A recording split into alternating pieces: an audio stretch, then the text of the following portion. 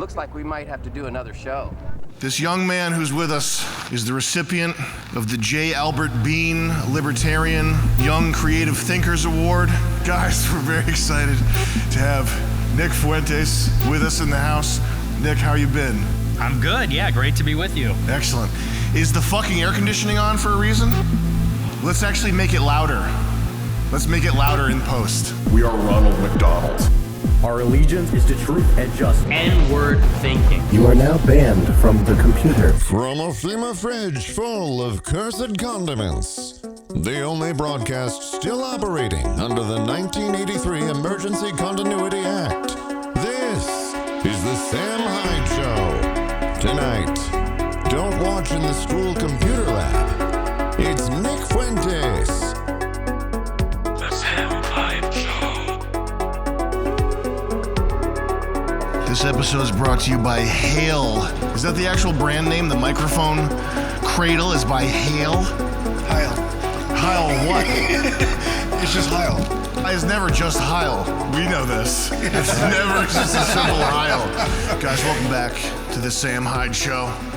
Very proud to present Nick Fuentes. Fresh off his Candace Owens interview. That was fun. Oh yeah, I had a lot of fun. I had to stop listening at about an hour because she was yapping so much. Yeah, it's really more like an interrogation. She was gumming after, what the fuck? Yeah, I don't know what her problem is.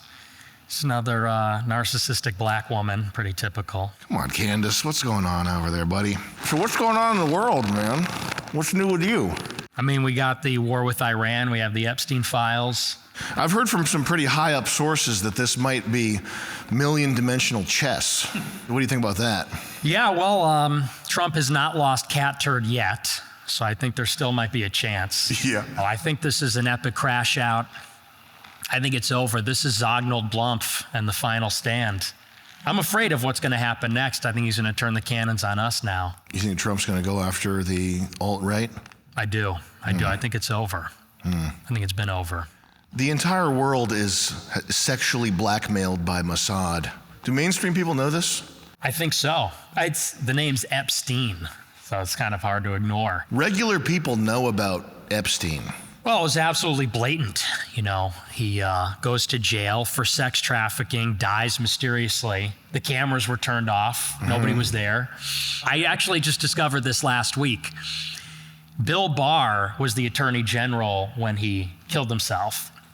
That means he was overseeing the federal prison that Epstein was detained in. Did you know that Bill Barr's father was the principal of the school that Jeffrey Epstein worked at in the 1970s? Oh my God. Jeffrey Epstein was hired by Bill Barr's dad at the Dalton School in 1974. And then his son, Bill Barr, oversaw the detention facility that he died at. So it's just beyond parody. And it became a meme. You know, Epstein didn't kill himself. The meme should have been the Jews killed Epstein to keep him shut, you know, because it's like, well, who killed him then? It just does to show you get one side or the other. If you get the left, you get George Soros. If you get the right, you get Jeff Epstein in Israel. So It's nice how that story came full circle, though. It's a generational thing. We were talking about people in the CIA, some of them wanting to push war with China. Why would people want this? Why is it like a thing that anybody would push for? You have three real countries in the Middle East. You have Turkey, Egypt, and Iran. Everything else is basically a construct. Everything else is fake. Egypt and Turkey have been pro-Israel for 50 and 80 years each. Iran's the only major country that still opposes them in the region. So the Jews want a war with Iran because that's basically the last opponent. China, for obvious reasons. That sounds kind of badass. It is. I got chills when you said they're the last opponent. Made me think I was watching some badass action movie. So that's why they want a war with Iran. They want a war with China. Elements in the U.S. want that because they're going to be the next great competitor. They're going to be the next great power competitor. But I don't mind them, actually. I think the Chinese are all right. I'm just thinking, what would you need? Would you need to go to war with somebody if they're going to be a competitor? No, not necessarily. Does it necessitate bombing and going to war? I'm just thinking what many great leaders have thought for thousands of years, Ryan. When are you not thinking like many great leaders throughout the... Indeed. Anyway, It's a shame that it crackles when you're just doing your most comfortable movements. Well, I have to break it in here. I don't have time to break it in when I'm not on the show. Is that regular leather? This is Indian goat leather for real. Okay. We're doing an ad read, right? Yes. Let's start this ad read right with a little copyright free.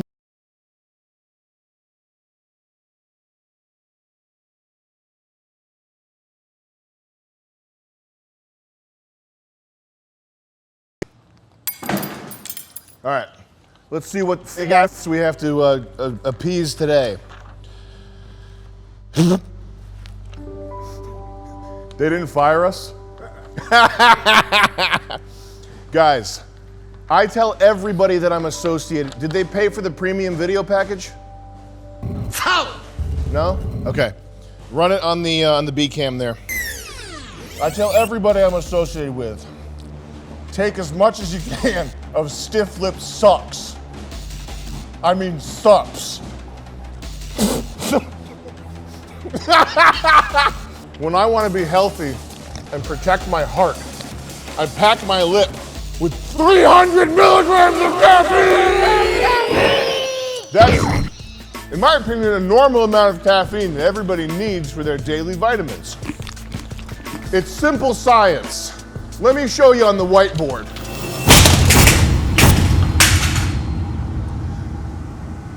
Here at Stiff Lips, do we even have any of their crap? We don't. We ran out of, hold on, let's get good audio here. Now, we've run out of Stiff Lip Sups because they're so effective, so efficacious, scientifically backed, clinically studied and proven that we use them all the time.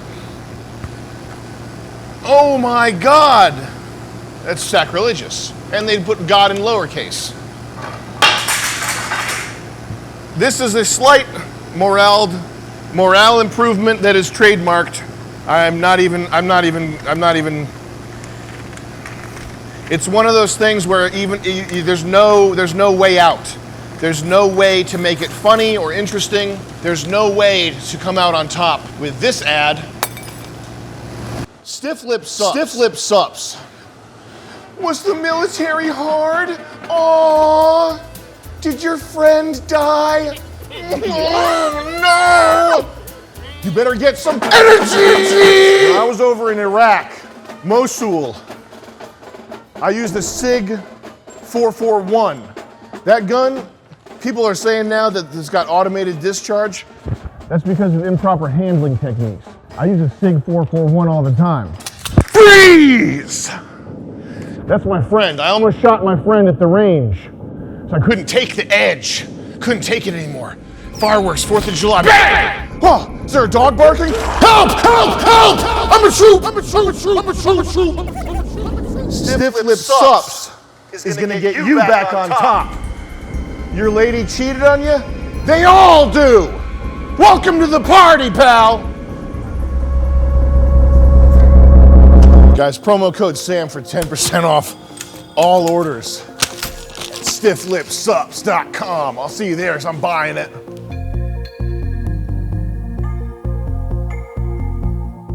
I might put it back on later. Just throw it over the shoulders. Atop the blazer, yeah. Tie it around the waist like Raven. Around the waist. The fuck are these? Whose are these? Oh, nice. I bought those at a gas station. So they're the world's. You like buying stuff at gas stations? Yeah, oh yeah. I always think it's fun. So we're on the road a lot. They always have knives and crazy cool shit you can just flip around and throw. I got in Arizona, an alien Area 51 driver's license, but it was like irregularly long, so it didn't fit in the card slot. So I had to make a special exception and put it where the money goes, in the wallet. So now I just have this extra card in my wallet that's like Area 51 alien. It's like I'm an alien. So the cop pulls me over and I say, here you go, officer. I'm a fucking alien, all right? I posited that maybe it's a different shape because like it's from outer space. It's not the standard card shape. It's from a different. Yeah, it's a Mercurian standard. They're still with rectangles. They're still fine with rectangles, but it's different specs. Yeah, exactly. So listen, my viewers are not as educated as your viewers, all right? We need to know what else is going on. So the U.S., we want war with Iran because they're the last opponent. That sounds badass. Okay, I'm gonna give the devil his due here. We want war with China because they're a possible competitor. Well, they just did the big, beautiful bill. That just got through Congress. They're cutting the corporate tax rate again, extending the corporate tax cut, and to pay for it, they're cutting Medicaid by $900 billion, which I think is like great politics. You know, taking away healthcare to pay for corporate tax cuts is a real winner. That's funny, yeah. Well, and it's like, this is just so classic. Every year, people vote for fewer immigrants. People vote because we hate seeing like Venezuelans peddling candy bars on the street. And every year we just get tax cuts. We get a corporate tax cut and like $1 trillion defense budget and more wars for Israel. So that's basically what was in the bill. And well, here's the best part. They allocated $150 billion for border, for ICE and deportations and for the border. And then the same day that the bill passed, Trump got into a rally and said, we're not going to do mass deportations anymore. So, beautiful. Well, what's the money for then? And then they told us the week later, the deportations are now for citizens that criticize Israel. That's the new memo from the DOJ. They're going to revoke citizenship of people that criticize Israel and then deport them to Libya and Africa. I remember when they were deporting people for being pro-Palestine, people on, was it student visas? Yep. So people who were, listen, we don't want Arabs in this country, but they were in this country legally here to study, and they were being deported because they were critical of Israel.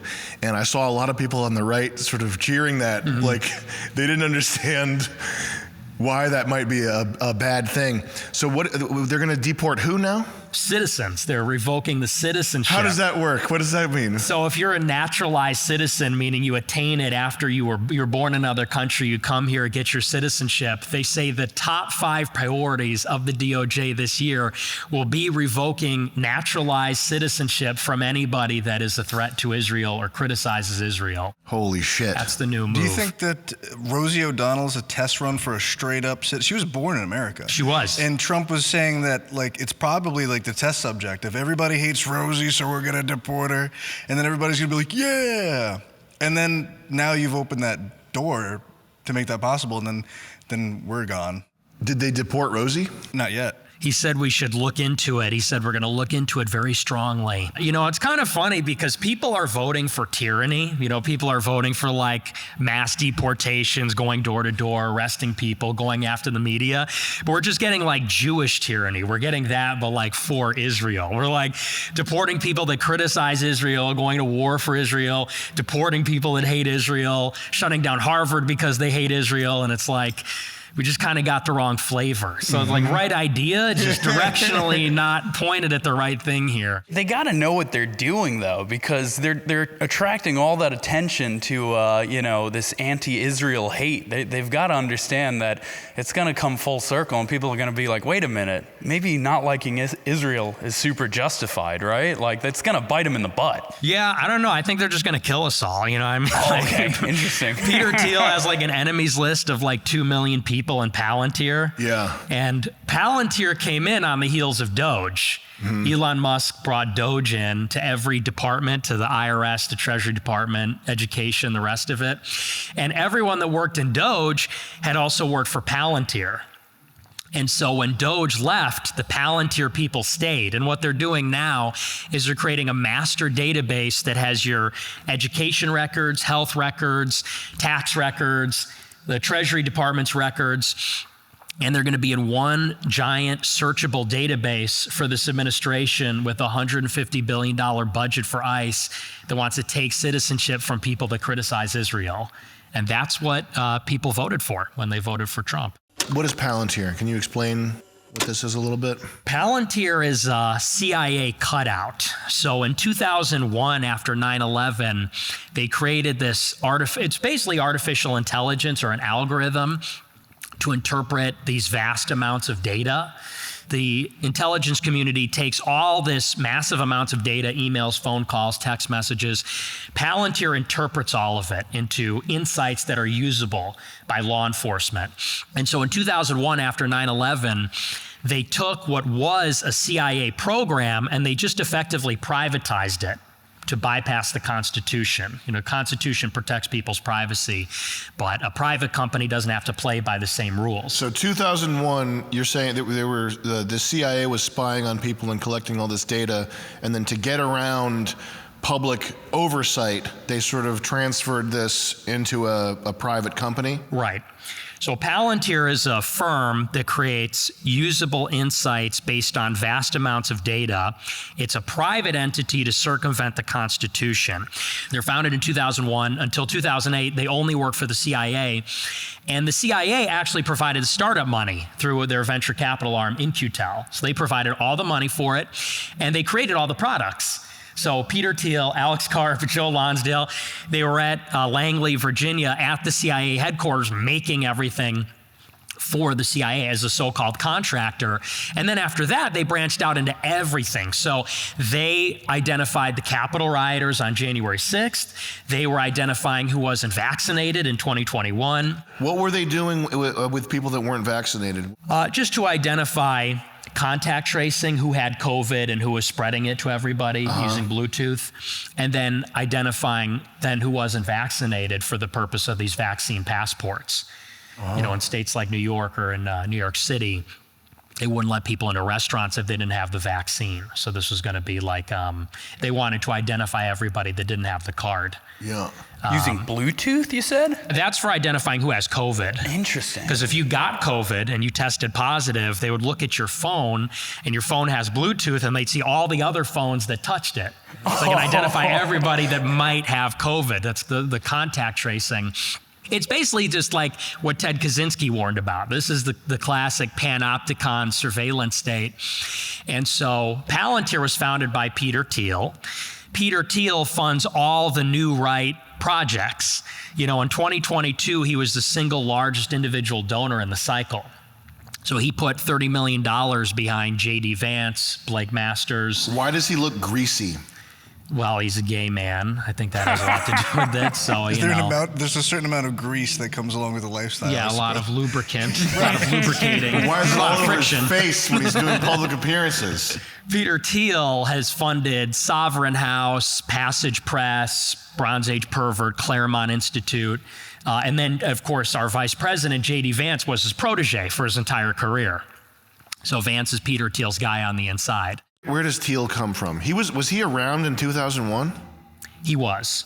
And he came from PayPal. What was he doing? So he had just around that time created PayPal with Elon Musk. At that point, when they're doing PayPal, is this something that's linked to intelligence yet, or is he sort of solo? Most likely, yes, because of the nature of what PayPal is, which is a peer-to-peer payment system. So it's deeply in touch with the financial industry and state regulations. The real connection to intelligence is that he comes from Stanford University. That was his origin story. He founded the Stanford Review at Stanford University with money from Irving Kristol. What's that, like the school paper? Yes. Who's Irving Kristol? Irving Kristol's the godfather of neoconservatism. So he invented the neocons. He's a Jew, former communist who became a conservative after the Soviet Union backed Israel's enemies. Peter Thiel, I almost said Peter Steele. He should change his name. He started the school newspaper with money from the godfather of neoconservatism? Yes. Okay, continue. So he takes money from Irving Kristol to start this paper. And you have to understand that, like, where all these conservatives come from is they're effectively groomed by the CIA out of college. Every major conservative thinker, influencer, basically from the 1950s on, was groomed by what was called the Congress for Cultural Freedom, which is a project of the CIA. This is the KKK. No, I know we're talking about serious stuff, so I tried to hold it in. So this was a while ago this happened, but you said the godfather of neoconservatism. And all I could think was like, the godfather going, so you're telling me you don't support Israel? That's all I could think of, and my brain just like, shut up, don't say that. No, please interject with humor. You're saying that every major conservative figure comes from this Congress of what? Congress for Cultural Freedom. Congress for Cultural Freedom. So they're all, in a word, they're all being groomed. All of these like conservative intellectuals that are writing these books, people like William F. Buckley, and many of the anti-communists are all being groomed out of college by the CIA to be a conservative counterweight to left-wing communism in America, because the CIA is deeply worried about communism spreading in the United States and elsewhere. So Peter Thiel tracks with this pattern where Irving Kristol's one of them. So back in the 60s or 70s or whatever, they would have been doing this to combat communism. Right. And then at some point something goes wrong? I wouldn't say it went wrong. It's more like the CIA was always in bed with Israeli intelligence. So under the aegis of fighting communism, what they're really doing is combating anti-Semitism at the exact same time. So these people are being groomed by the CIA, which happens to be an institution that's totally infiltrated by Israel. When was the CIA infiltrated by Israel? From the very start, from its very inception. And the reason being is because the CIA was formed out of wartime intelligence during World War II. Obviously, we needed intelligence about the Axis, the Nazis, the Italians. And so when the Allies invaded Italy, what was coming through Italy were a lot of Jewish refugees fleeing the Holocaust, fleeing the persecution by the Germans. And so how did the Allies get intelligence about the Germans? We talked to the Jews that were fleeing Germany. And so our entire intelligence network from Germany, and even from Russia for that matter, from Poland, all these Jews that were fleeing these countries came from Jewish refugees, essentially. So when the CIA was founded, it was basically made up. All the human sources were Jewish refugees leaving Italy and then going to Israel. And then the next big step is that we were, of course, fighting the Soviet Union. When the Cold War starts in the 1950s, we have to know everything about the Soviet Union, but we know nothing because an iron curtain has descended. We have no sources that are on the inside. We have no idea what's going on. But there are some people leaving the Soviet Union, and it's Jews that are leaving the Soviet Union to go to Israel. So we say, how do we know the secrets about the Soviet Union? Let's interview the Soviet Jews that flee to Israel. In order to get access to those people, we have to make a deal with Israel. And we effectively say, well, we will help your fledgling state if you give us information about the Soviet Union. And so basically a deal was made. This is how they got their nuclear program. This is what was revealed in the JFK files earlier in the year. That James Angleton, who was running the Israel desk in the 50s and 60s and 70s, he, under the table, was providing Israel with nuclear secrets to get access to their Soviet emigres so we could learn more about the Soviet Union. Now, you said James Angleton? Mm-hmm. Can you imagine if you showed that guy the future? Hey, James, I want to show you something real quick. It's a glimpse into the future. This is what you did? That's really funny. Okay, so CIA formation.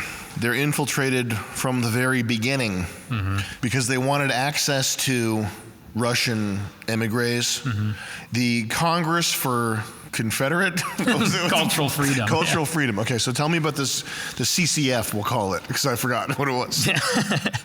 So the CIA starts to basically support a lot of conservative radio, publications, intellectuals, because these guys are all making the case that the Soviet Union is evil. It sounds like PragerU.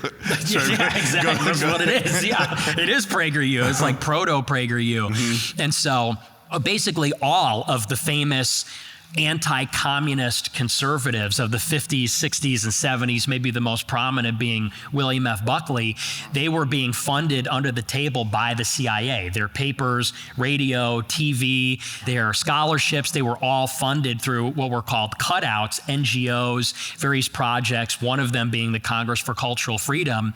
And that's because the CIA wanted to create in Europe and in the United States this intellectual case against communism. Then you fast forward to the 80s, and Irving Kristol, the godfather of neoconservatism, he's one of these guys, by the way, who's getting money from the CIA. He starts up a group with a number of other Jews, and they start seeding money for student newspapers at all the top schools. Damn. Stanford, Dartmouth, UChicago. And some of the most famous conservatives today got that money, and that is how they got their start. They started these student newspapers, they start writing for them, and then they climb up the ladder doing commentary, doing broadcasting, and now these are like the biggest hosts at Fox News. Like one of the ones, for example, was Dinesh D'Souza. Just to interrupt you here, usually when someone interrupts it, like just to something good, I'm like, just to interrupt you here. This does sound like a good idea. Yeah. Like I kind of want to just go start up some student It's like newspapers. spy fiction. It's cool. I think it might be able to monetize this at some point. We should start student newspapers. How much does it even cost? Also, they're good at getting like a bang for their buck, with like local. Like they realized you need like Soros, you fund like the local guys. You just get more. Like what does it cost? Like $2,500 to turn some neighborhood into a shit show. How much does a student newspaper? It's like $375. That could be our next big endeavor. That is pretty fun. Yeah. So look, these guys. So the guys that got their start up the commentary, public figure, speaker ladder with the student newspaper track. Like at what point are they compromised in the sense that they're subsuming their values and their journalistic integrity to what money? Is that what it is? They're convinced that working for the CIA or intelligence is patriotic. I think that they're convinced that they're with the so-called good guys, the good faction inside intelligence that is sort of ideologically aligned with us. To tell you the truth, a lot of them are marginal types from the beginning.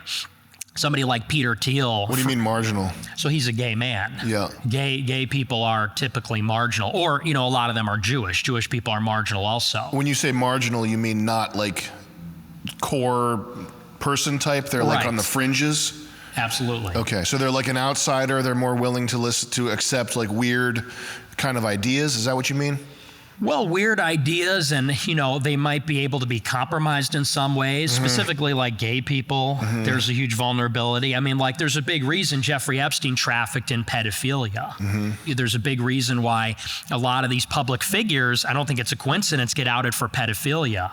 When you say marginal, you mean there's something about them that's exploitable? Right. Okay. Yeah, so it could be an ethnic affinity, it could be a sexual eccentricity, which could be used for blackmail purposes. There's a lot of different vectors, I think, but it's almost never just like normal people. It's never just the guy that likes peanut M&Ms. Know what I mean? It's an M&M minis guy. Needs the tube. It's these fucking M&M minis guys. Needs the tube, a specific color. He's like, you got the yellow tube? And he won't buy them unless it's the yellow tube. Strangely fits. Anyway, sorry, continue. So I don't know the psychological profile necessarily, but needless to say, they start getting this buy-in. They receive the money, they receive the career advancement, doors open up for that person. Maybe somewhere along the way they understand what's happening, but they rationalize it. I've heard many different stories about how it works, but it always starts at the college level, which sort of makes sense. Because if you think about Harvard, Stanford, Yale, they are selecting for the highest IQ people, and the government wants the highest IQ people because intelligence, it's sort of in the name also. These intelligence networks, they need to be the most technically sophisticated, operationally sophisticated. So they go, where are the smart people? They're at the elite universities. And so, you might think it's sort of like, when you look at Turning Point USA or, college Republicans, you might think that's kind of nothing. It's peanuts. It's dorky. It's silly. But these 18-year-old people, these 18-year-old, 19-year-old young guys who are ideologically conservative, these are the future leaders. These are the 130, 150 IQ guys that are going to be fighting the Chinese and fighting the Iranians and fighting Russian intelligence. So that's where they go for them. And it's also when they're impressionable. It's also when they're malleable. So I never understood the significance of education until I thought of these institutions as elite-making institutions. Harvard graduates the elites of the world. Yale graduates the elites of the world. So the intelligence networks want to get their pincers in those people when they're young. And then, so a guy like Irving Kristol puts together this money with these other guys from the CIA, and they seed the money for conservative student newspapers. And, these 19-year-old kids, they think it's funny. A guy like Stephen Miller, that's how he got his start. He was writing letters to David Horowitz, who's a talk radio host, and he was a student newspaper guy doing polemical stuff, shitting on Mexicans and black people and Palestinians and the rest of it. I was just thinking about David Portnoy. Sorry, go ahead. Pizza reviews they should get into. Yeah. And so that's how they get groomed. And then, they go from a student newspaper to a local newspaper to Fox News, and then they're a household name. Then they're the big Fox News name. Was your point of contact, like you're sort of like the vampire that changes you, was that Cassie Dillon? Yes. That's literally she converted to Judaism afterwards. I looked her up, by the way. She's ugly. Is she ugly? Yes. She's not hot. You could pull up a picture. Which made me upset. Sure. Who said the thing about the price of a man's soul being so low? It's like, it's not that everybody has a price, it's that most people's price is so low. Ouch. Yeah. It's also the case that the bitches they hook these guys up with are butt ugly. That's the price. Yeah, that's the prize. That's what they get, but they're not hot. It was sad. Is she genetically Jewish? No, she converted. Why is her face all fucked up then? Converted from what? Ugly bitch? If a beat bitch came to me and texted me saying you got to change your opinions, I'd say, bitch, get surgery. Now, Cassie Dillon, she might have great is that her appeal? I don't know how this stuff works. Is it just that the so good it offsets the ugliness? Anyway, I don't know. Listen, I'm not trying to ruffle any feathers here. I just know this bitch is beat. That's her. She's good looking. Yeah. Just get her when she was younger. Bitch. Yeah, look at her there. Some genetic. She looks shrill and she looks like she's ready to terrorize a man. Wrong star on the sweatshirt there. When you were coming up, you had hot opinions and people were looking at you and saying, this kid's hot. And you get paired up with this chick to sort of show you the ropes and kind of introduce you to the world of whatever the fuck leads to being on Fox News, whatever. And you start questioning basically Jewish stuff, and she starts texting you stuff. You can't talk about this. We're gonna excise you from the friend group. These types of like texts to let you know that you're on dangerous ground. Yeah, I think she tried to fuck me too. I think it was like a honeypot situation. The first thing she asked me when I met her is if I would ever fly to Israel. That was her. It could not be less subtle. Yeah, fly to Israel to fuck. That's the one key weakness. They got to get better looking bitches. Better over looking here. ingredients. Better pizza. Papa John's. She really fumbled the ball hard. Oh, yeah. She came out the gates, you want to go to Israel, came on real strong, and then she has to report back to whoever and be like, I think I accidentally created Nick Fuentes. Oops. She was so ugly, she created Nick Fuentes. Was she the only one? Did they send more? Did they, let's try this one? I think there were more after, but it was mainly, she was the main one. And yeah, I mean, honestly, it was actually that simple. She just wasn't that hot. It's like Charlie's Angels. If they don't get you with that one, they send a black one, then they send a Chinese one. They send a bunch of different flavors to see if they can get you. They send Charlie in? Well, it's Epstein is the guy. Right. And then the last one is they get you on the plane with the kids. And then they become the agents. Peter Thiel, for example, he starts the Stanford Review at Stanford. And if you look, it's crazy. Stanford Review is like a who's who of defense contractors, which you wouldn't think. It's supposed to be like a polemical, conservative college newspaper, but it's a who's who of drone developers, like all these people that are making weapons for the Department of Defense, like Joe Lonsdale, who then went on to work with Peter Thiel. And so Peter Thiel, he writes this book about the diversity myth in 1995. He writes a number of other publications, and then he goes on to work for the CIA full-time doing Palantir. Then he goes into a full-time intelligence defense contractor position. And now they're collecting all the data on people that criticize Israel for the government. That Alex Karp guy, he said that his greatest fear is that the alt-right, his greatest fear is the alt-right. That's not good. Yeah, and specifically, he said his greatest fear is that Christian nationalists will take power and then throw him out of a window, specifically for being Jewish. That's not good. Yeah, that's our guy. What do you think about these Indians? Not a fan. I was going to go with it as Usha Vance, J.D. Vance's wife, is Indian.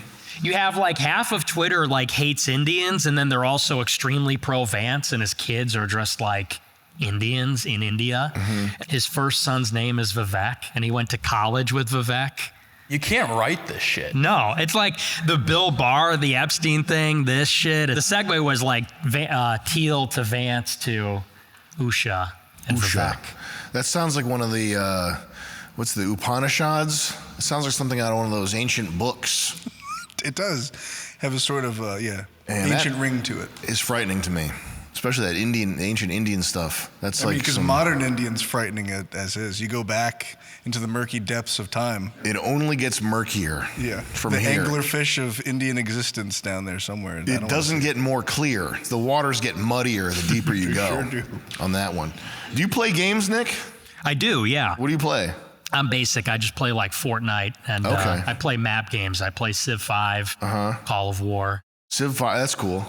I love Civilization. What society do you pick? Oh, Rome every time. You go with Rome every time? I go with the Uzbeks. Now, I usually look to see who has the biggest advantage and then go with that. But I think, you know what Civilization is? Nope. It's this game where you pick your civilization from all the civilizations that have ever existed, and you start a little like sim nation, it's a sim game. Okay. But the advantage is like if you pick an African, it's like you get higher birth rate. I don't think I don't think they have anything like that in there. I'm sure they're smart enough to not do that, but each civilization has an advantage. Right. I wonder if there are any of them that are funny, like Africans with higher birth rate. India has a funny one. It's Does like it? the population can be really big and unhappiness is really low. Oh, yeah, they dwell with like billions of people Hell and shit yeah. and piss. So it's like hard mode. They can They don't tolerate care. anything. Yes. That's amazing. Yeah. People would say that's weird that there's no Jewish option, but you as the player are, because you're controlling everything. Is there an Israeli civilization? There isn't, no. That would make me sick if I fired up a civilization. If you get far enough as a Brit, you then create the state of Israel. Yeah, that's how you win the game. It's one of the world wonders, is creating Israel. My big thing is I'm just soaking in the failure of this administration. Every successive failure of Trump is just like, that has been my source of enjoyment for the past 5 months. What are the failures? The discussion about amnesty for illegal farmers. What's his stance here on amnesty? So, last year they're promising mass deportations. That was the big tagline. We didn't get that, right? No, we're not getting it. They stopped publishing the figures. Right. They have not published one number for 6 months, which never happens. And so that was the big promise. And but of course, the entire year last year, he had his fingers crossed behind his back. Whenever they pressed him, he would say, well, we're going to get the violent criminals out first. We'll worry about everybody else later.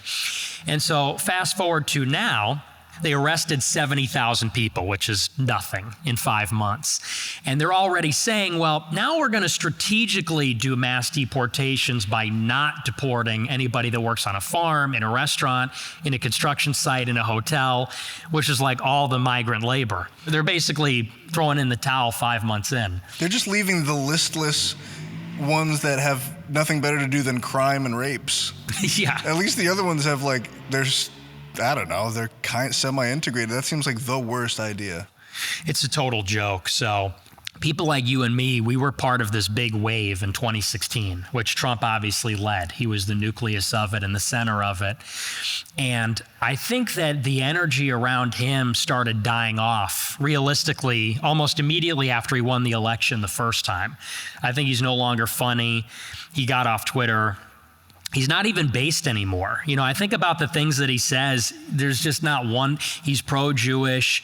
He's pro-diversity, pro-black, all these different things. And so last year, you had all these people that were really not on our side back then, people like Jack Posobiec and Mike Cernovich and a lot of these other guys, trying to meme him as like he's still spiritually what he was the first time. And to me, I just thought that was just a complete and total betrayal. It's like people like myself found ourselves on the outside looking in, and all those people back then who were alt-right or establishment are now the ultimate insiders in Trump world. No deportations. He bombed Iran, which at one time that was almost like synonymous with starting World War III? Well, and what the Jews always wanted. Like bombing Iran was like a punchline. If you wanted to say somebody was so pro-Israel, it's ridiculous, you would say they're going to start a war with Iran. They're going to bomb Iran. Yeah. And then he did it. What did he bomb? He bombed their most fortified nuclear facility where they enrich uranium. Of course, he promised no new wars. And a big reason I didn't vote for him is because I said he's going to bomb Iran. The Israelis have been pushing for years, and they're finally going to achieve it with him. You know, he gets into office and everybody says there's going to be no new wars. We're going to stay out of it. And then, of course, Israel starts the war with Iran. They bomb Iran. They do these drone strikes. They do air strikes. And all the pro-Trump people said, well, we should stay out of it. Of course, we're deeply involved. We start shooting Iran's missiles out of the sky. We start moving airplanes and aircraft carriers into the region. Then they said, well, we shouldn't get involved offensively. Then everybody starts saying, well, we should bomb Iran's nuclear program. Then they said, well, we could bomb the nuclear program, but we shouldn't do regime change. We shouldn't put boots on the ground. Then we bomb the nuclear program, and the next day, Trump is saying, we need to do regime change. Has Trump said that? He did. He said it the day after. We need to do regime change? Mm-hmm. Can we look that up? What is Trump saying about regime change in Iran? On True Social, the day after he bombed Iran, he said, why wouldn't we do regime change? The people hate the government's failing. We should get a new government to make Iran great again. Oh, wow. And then everybody started saying, well, regime change might not be so bad. It's a weird thing to declare while wearing a bow tie. Well, no, this is MAGA. This is Make Iran Great Again. Mm-hmm. Oh, that is kind of a bow tie situation. Absolutely. MAGA. There's a top. Why is he not wearing a top hat? Maybe he is, and maybe like he's in the middle of saying something that makes it like float off his head for a second. That's probably actually true, yeah. Right. Or someone's taking shooting at him. The hat's just. And it didn't get shot off, it's dodging the bullets. Yeah. Right. He's that good. It's a great hat. We bombed that nuclear facility, but didn't he bomb the entryway of it? Like, did it actually do damage? No. He's saying that he destroyed it, but the Europeans, the Iranians, the Israelis, the United States, we all say, no, we didn't destroy it at all. And so that's kind of the next step is they're saying... So couldn't that be 4D chess, though, Nick? Yes. I don't know. So you have the amnesty that they're discussing, bombing Iran. And then, of course, the biggest thing is the Epstein cover-up, which it's like the most obvious. He published, I put something on my Telegram. In 2016, a Trump tweet was like, I've never seen a thin person drinking Diet Coke. And now the tweets are like a page long. It's like, this is a tweet. It's like it's a page long. It's an essay. You're talking about the Pam Bondi double pager? Yes. We'll pull that up in post. Let's pull it up right now. Let's just see what he's saying. So the commentary coming out of Trump with regard to Epstein, it's not punchy. It doesn't have that traditional Trump snap to it. It's in fact, it's 2 fucking pages long of him sort of pressing people to move on from the topic. What's going on with my boys and in some cases gals? They're all going after Attorney General Pam Bondi, who's doing a fantastic job. We're on one team, MAGA, and I don't like what's happening. We have a perfect administration, the talk of the world. For years, it's Epstein over and over again. He's bemoaning how the Epstein thing won't go away. And he's saying that it's radical left-inspired document concoction. He's basically saying it's fake. People are, of course, Epstein was blackmailing everybody and ran a sex trafficking ring for that purpose and trafficked them for Israel. And Trump is on True Social publishing a page each day saying, hey guys, can we all move on? Like this isn't I definitely wasn't on that island. Like I had nothing to do with that and we need to just stop talking about it altogether. I don't know, it's just like he's not funny anymore. He's not based. He's kind of like wrong on all the issues. This is not the golden age we were promised. This is more like a golden shower. It's like the golden shower in the Russian hotel. We're getting pissed on at levels that, and I have to pretend I'm happy, right? But we're getting pissed on, wow, a lot of piss. Yeah, it's not great. Not looking too good. The thing is that energy's got to go somewhere, right? Like, I mean, he started all this momentum deporting people. I remember hearing people, like just people on the left going, oh, they're sending innocent people to where was it? Friggin' Shangri-La? Where was the prison they were sending them? I'm completely off the map. You mean El Salvador's? El Salvador, that's Shangri-La. Seco or yeah. Kiko? Something like that. CECOT, whatever their center is for bad guys. So now everybody's mad. You got, Mexicans throwing bricks at ICE vehicles and stuff. That's all the stuff I'm seeing. You can't put the genie back in the bottle, though. Mm-hmm. Like, where's all this momentum going to go? Yeah, I don't know. I wanted him to lose so that we could elect Ye in 2024. That was kind of, or in 2028. That was kind of my big idea. I think the country is ready to reject Trump as like not radical enough. Giga Trump. And a true Hitler level leader can arise in him, because he's sort of preventing that from happening in a way. From holding the spot. Right. But this may be the best case scenario where his crash out might fuel the rise of that next person. Almost like Arthur Fleck inspiring the creation of the next Joker who slashes him at the end of the thing. That's right. He's like, you want to know how I got these scars? And he shows you how he gets the scars. Well, one thing that's true, I think that the public, the tides are turning publicly in a way that I couldn't have imagined back during the, sort of the dark ages. Back then, I think there was this energy. We were looking at Trump and thinking about, we were hopeful for the future and excited for what could come out of the Make America Great Again. But now I think that regular people are getting fed up, and regular people are starting they don't trust science. They don't trust official narratives. I mean, that part of it is kind of exciting. And also the censorship thing, we were talking about this, it seemed like it would just get worse and worse and worse forever. But now it's like, it's good almost. You know what I mean? Yeah, no, I mean, basically the plan was we were all going to get wiped from the internet completely. Yeah. Like not even be able to have a website or a bank account. Unpersoned. Yeah. And then when Trump got banned from Twitter, it just went in the opposite direction. And Twitter opened up and Instagram opened up. And now it feels like Twitter is like 4chan. Like you see every day, it's just all racist memes, anti-Jewish memes. Like the red pill has truly gone mainstream. Is Twitter suffering? I feel like, do regular people, do black people look at Twitter now and get pissed off, or are they just fine with it? I think even the black people are racist at this point. Well, black Twitter is its own thing. The Fresh and Fit guy, you did that Fresh and Fit podcast. Did you do the Hodge twins? I did, yeah. How'd you like them? They're great. Yeah, I saw you did their I love show. those guys. I think they're awesome. Hodge twins. Which one's better? Which one's better? Yeah. The one on the left. Old lefty. Black people getting fed up with black people, I think that happens in the hood. And I think they also have a lot of distrust that's valuable. They have a healthy amount of distrust, but maybe an unhealthy aim, and so they wind up distrusting things and I just found this out, dark cola. The reason why they prefer Sprite is because they think that they put in something in the brown, in the dark soda. I just heard that. Well, that's just like black schizophrenia now. Correct. That's where we're moving. but if that was aimed properly, they'd be great allies. We have to calibrate black schizophrenia.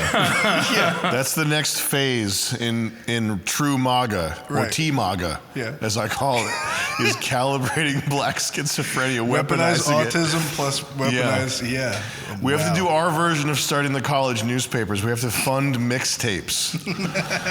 Right. Did you see that flood in Texas? Did you see the thing they're talking about with the weather modification? Yeah. Did you watch any of that? No. So do you know what cloud seeding is? I do, yeah. So 2 days before this fatal flood, there's a company that's seeding clouds, and now the CEO, he's like a young kid, they're bringing the CEO around to explain that his technology is not what caused the floods that killed everybody. I'm glad I don't run a weather modification company after a fatal flood. Rainmaker is the company. And he's on the Shawn, what's that guy's name? Shawn Ryan? Oh yeah, the veteran. Are you going to go on Shawn Ryan? I don't think he's going to invite me. He's not. Yeah, no.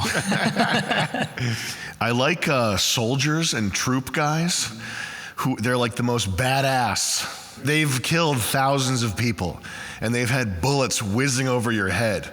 If you talk to them on camera about Israel and tried to get them to commit to any type of opinion, they would turn into like pee-pee pants, poo-poo baby man. Like the toughest guy. Who's that guy, Shrek? I'll tell you, man, we were in Osama bin Laden's baseball dugout. We were in a 440 ATX. We had Razor ATVs out there.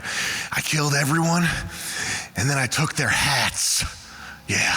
John McPhee. Do we want to meet him or him versus Tim Kennedy? A short of him. What if the unit sergeant major Have you seen this guy? took a guy I've never seen him. right out back this building right now and shot him? What would you do? If I shot up this building it's right none now, of my business. I'd blow this whole building up. Yeah, first off, don't think I just cakewalk through it like John Wayne in some movie. I was on the worst team ever. I thought it was brilliant. I thought every minute was priceless. But can you imagine trying to get this guy to say anything serious about like the capture of our government by this hostile foreign actor?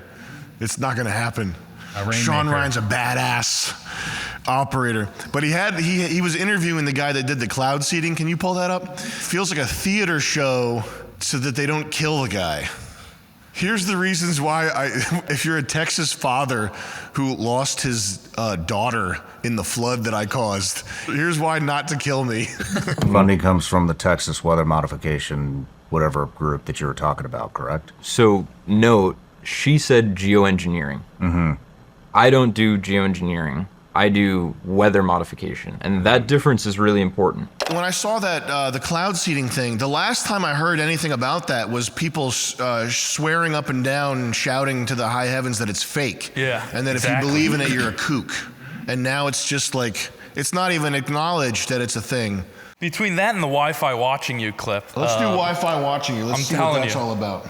Using motion, your motion to detect you in your home, Wi-Fi signals to detect you in your home at no extra cost. So that's free. So this is a free security feature that comes with your internet now, is that if you're away from home, your devices can alert you when there's motion. But I think it can also like image the room. Is that a thing that it can do? Fun fact, SWAT teams use this to figure out where gunmen are positioned behind a door. Oh, they triggered a sort of like a pattern within a hard drive, like the fan system, to produce a code that could reveal passwords or something. That's kind of interesting. That is very interesting. That's cool. I know they can, each keystroke on a keyboard has a distinct signal of some sort. You can tell what somebody's typing remotely just based on like the emissions from the keyboard. That's kind of interesting. It's crazy how language is weaponized. Your interview with Candace, I'm not gonna like shit on Candace or something, but you were talking about stuff that's like, it would take fucking years to make a regular person understand the subtleties of the PSYOP and like language, like Judeo-Christian. It would take you 10 years of your own personal research to figure out what the fuck is going on when they do Judeo-Christian. So once you get it, it's like such an obvious like knife. You know what I mean? To subvert, like, they killed Christ. The name of your murderer and then your name to describe something that you,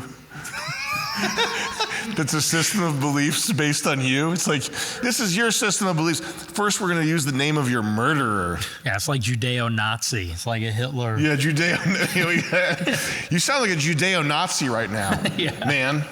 I don't like that. White House press secretary takes off cross for Epstein announcement lie.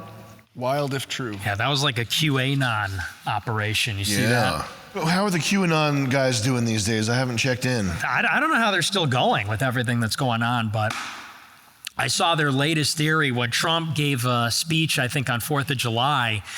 They said the American flags didn't have yellow fringe on the sides of the flag, and that was a message to them that patriots are back in control. Well, wasn't he wearing a yellow tie as well at some point? And I think that also was something that was like a big deal for me. When I saw the yellow tie, it was like the bat signal coming in. That's actually the video we collaborated on was QAnon inspired back in the day. You remember that? Yeah, Ronald That was McDonald. a good ass video. That was. Yeah, and that's some of that stuff snuck into the lexicon there, the Ronald McDonald code word activation stuff. That's like the funniest stuff to me is that like pseudo-military shit. Okay, what is she took her cross off?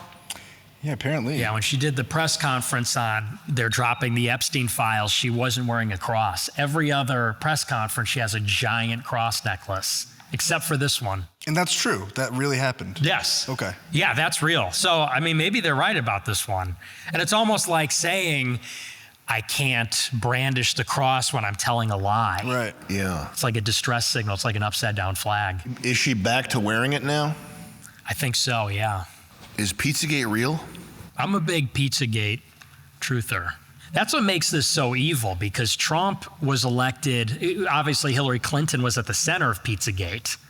And so in many ways, Trump was elected as a repudiation of pedophile cults and blackmail rings controlling the country. And now he's at the center of covering up what is effectively the same thing, which is Jeffrey Epstein. This is the first real scandal, because you think about all the nonsense they said about him, the impeachments, the indictments, the porn star, the rape allegations, the insurrection, everything like that. But this is like the first undeniably real scandal, and one that has currency with his own supporters. They memory hold that so quickly, I think because it was, for a normal person to believe that stuff, it's just too much of a reach, and it was too horrifying to think about if it's true. But the Epstein stuff is like, even to a normal person, it's just obviously, it clicks, it makes sense. Like, why wouldn't you, if you're Mossad, why wouldn't you run a blackmail ring like this? And so it's hard to see where this is going to go, this Epstein stuff, because it doesn't seem like it's going away. It seems like I thought it was going to go away when we made the fucking shirt. And now it's still, that was years ago. Mm-hmm. Didn't they release the footage and they just cut out a little bit or something? Something ridiculous, and they're like, yeah, see, look, it's all here. We got 10 hours. They left the metadata in that shows that it was cut in Premiere Pro, our NLE of choice. Future of politics is pure schizophrenia. That's what's going to happen. Or not. It might not be pure schizophrenia. I think that the Epstein thing has traction, and it has traction with like people who are disinterested in politics typically, and it has traction with people who aren't schizophrenic and talking about weather modification and all that shit. It has traction with like regular people.